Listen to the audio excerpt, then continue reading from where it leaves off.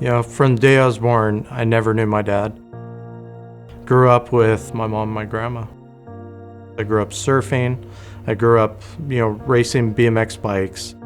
But I always felt that something was missing still. I remember just being jealous of friends, seeing the relationship they had with their father and knowing I never had that. I never even got a card from him. Never got a call, a happy birthday. Caused a lot of anger and a lot of hurt. As I was going through college, I remember one day checking email and seeing an ad on the bottom about finding lost family. So as I look up his name, I remember picking up the phone and dialing it. And when he didn't answer, I decided I'll call back. And yet every phone call, my anger just grew more and more. I decided he was never there. He never will be there. It was just a dead subject. As I was going through college, met my beautiful wife, Vivian, and we started dating. Around into 2004, we were fighting a lot, and she got a flyer in the mail for EastLake Church. And I remember sitting down with Vivian and her mom, and then the service was about sex and how awkward that was. We started coming more and more, and we started making it something that we had to do together. We also decided, let's join a growth group. Having people that we could talk to about problems we have and to lean on each other, to cry with each other, to laugh with each other, to celebrate with each other. And we learned how important that was to us. Talking with Pastor Luke, we decided we wanted to be baptized. It was time to take that next step. I remember just being so nervous knowing how big this is. This isn't just something you do, this is something that changes your life. A couple months later, we got married and realizing how great life really is. May 13th, 2014, a friend of mine found my mom and told me that she had passed away. My family was gone. That's it, I'm all by myself.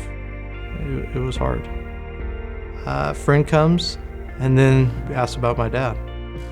I told him how I had reached out to him and he still didn't get back to me. And he goes, how do you know he got that phone call? I remember driving home that night and just hearing, you don't know. 2 days later, I'm playing music at church, and I remember James gets up and his whole message is about reaching out to family, being the one to send them a picture of their grandkid that they've never met. And I'm like, okay, James, you're talking to me. I hear you loud and clear. So I remember giving this feeling, the Holy Spirit pushing me to call. And I remember just like, yeah, whatever, and putting in my phone and calling, expecting to hear the phone ring over and over. And somebody answered. I remember just starting off with, hi, my name is Donovan. And from that point, we had a 45-minute conversation, probably one of the weirdest phone calls that I've ever been part of. And I remember just knowing that God is telling me, it's time. It's time to let go. It's time to forgive. It's time to heal.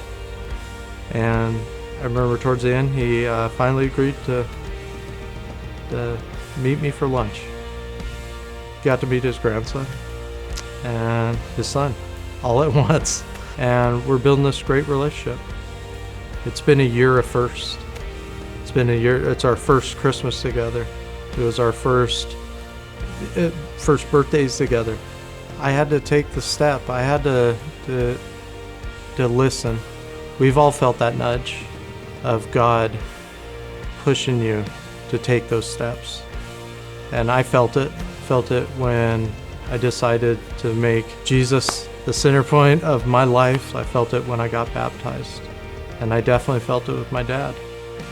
I've seen firsthand how God could take this messy, broken, dead situation and turn it into life.